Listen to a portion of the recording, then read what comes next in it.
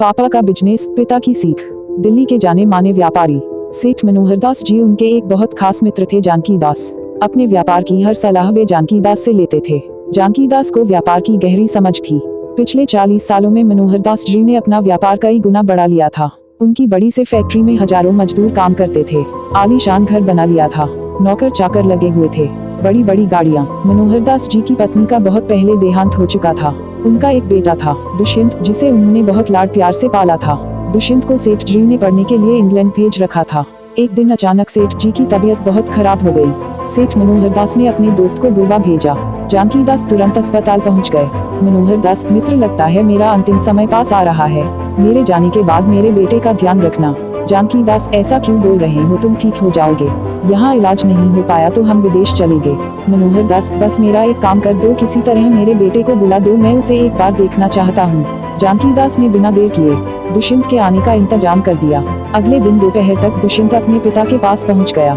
उसे देखकर मनोहर दास ने चैन की सांस ली। मनोहर दास, बेटा, मैं तुमसे कुछ कहना चाहता हूँ। मेरे जाने के बाद सारा व्यापार तुम्हें ही संभालना है। एक बात याद रखना, जब भी किसी ऐसी मुसीबत में फंस जाओ जिसमें से निकलना तुम्हारे वश में न हो तो मेरे मित्र जानकी दास को याद करना, वे तुम्हें हर मुसीबत से निकाल लेंगे। दुष्यंत, पापा, आप ठीक हो जाएंगे। आपके सिवा मेरा कौन है। मनोहर दास, बेटा, मेरी 3 बातें याद रखना, जीवन में बहुत काम आएंगी। पहली बात, कभी किसी गरीब पर तरस मत खाना। दूसरी बात, कभी किसी अमीर से दोस्ती मत करना। तीसरी बात, अंधेरे में घर से बाहर मत निकलना। दुष्यंत ने ध्यान से पिता की बातें सुनी। कुछ देर बाद जानकी दास भी अस्पताल पहुंच गए। शाम के समय मनोहर दास जी ने इस संसार को त्याग दिया। पूरे घर में शोक का माहौल था। अंतिम यात्रा की तैयारी हो रही थी। जानकी दास सारी व्यवस्था देख रहे थे। बीच बीच में वे दुष्यंत को भी संभाल रहे थे। इसी तरह समय बीत गया। करीब 1 महीने तक दुष्यंत पिता के शोक में घर में बैठा रहा। एक दिन जानकी दास जी उससे मिलने आए।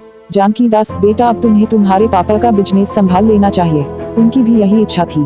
दुष्यंत ने उनकी बात मान ली और अगले दिन से ऑफिस जाना शुरू कर दिया।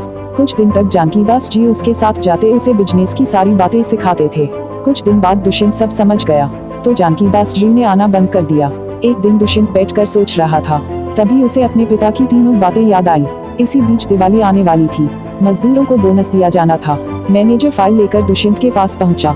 मैनेजर, सर, ये मजदूरों के बोनस की फाइल है। उन्हें हम 1 महीने का बोनस देते हैं। दुष्यंत को याद आया, पापा ने कहा था गरीबों पर तरस मत खाना। दुष्यंत, नहीं, किसी को बोनस नहीं मिलेगा। ये काम करते हैं हम, इन्हें सैलरी देते हैं। बोनस न मिलने से मजदूर भड़क जाते हैं। अब वे बहुत काम करते थे। सब इधर उधर समय बर्बाद कर अपने घर चले जाते थे। इससे काम में घाटा होने लगा। इसी बीच बहुत से व्यापारी जो दुष्यंत की कंपनी से माल लेते थे, वे दुष्यंत से मिलने आते थे। लेकिन दुष्यंत को पिता की दूसरी बात याद थी कि अमीर से दोस्ती मत करना।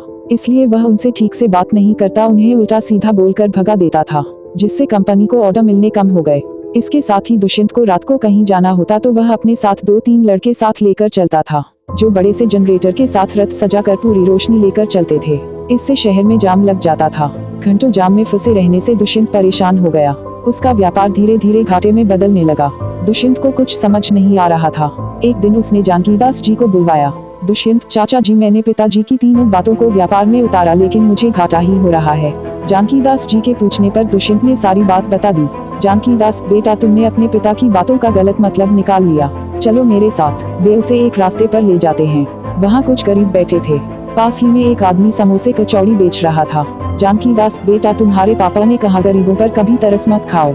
इसका मतलब यह है, अगर आज तुम जाकर इन गरीबों में ये समोसे खरीद कर बांट दो तो इन्हें बिना मेहनत खाने की आदत पड़ जाएगी। कल जब तुम्हारी गाड़ी यहाँ से गुजरेगी तो ये इंतजार करेंगे कि अब समोसे मिलेंगे। इससे अच्छा है हमें इन्हें काम सिखाना चाहिए, जिससे ये मेहनत करके खा सके, न कि इन पर तरस खाकर इन्हें भीख देनी चाहिए।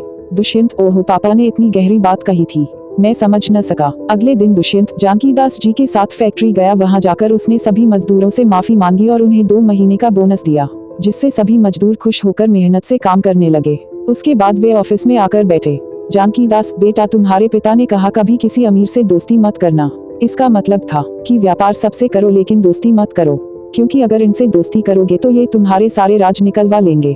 कहाँ से कच्चा माल लाते हो, कितने का बनता है, कैसे बेचते हो, और साथ ही ये तुम्हें बुरी आदतों जैसे शराब आदि की लत लगा देंगे। इसलिए इनसे बचने को कहा। दुष्यंत, लेकिन मैंने तो सबको भगा दिया। जानकी दास, तुम चिंता मत करो, सब मुझे अच्छे से जानते हैं। मैं कह दूंगा पिता के जाने के कारण बच्चा दुखी था। कुछ दिन हम थोड़ा सस्ता करके माल बेचेंगे। सब आ जाएंगे। दुष्यंत, चाचा जी आपने मुझे बचा लिया, अब तीसरी बात भी बता दो, मैं शाम कहीं भी जाता हूँ फंस जाता हूँ। जानकी दास, तुम्हारे पिता ने कहा था अंधेरे में घर से मत निकलना। इसका मतलब था शाम को तुम अब ऑफिस से घर आओ तो अपने घर वालों के साथ समय बिताओ, घर का खाना खाओ जिससे से तुम्हारी सेहत सही रहे। तीसरी बात, तुम्हारे पास बहुत पैसे हैं, रात को गुंडे बदमाश तुम पर हमला कर सकते हैं। दुष्यंत को अब अपने पिता की बातों की गहराई समझ में आ गई, वह उनके बताए हुए रास्ते पर चलने लगा। कुछ ही समय में उसका व्यापार पहले से भी अच्छा चलने लगा।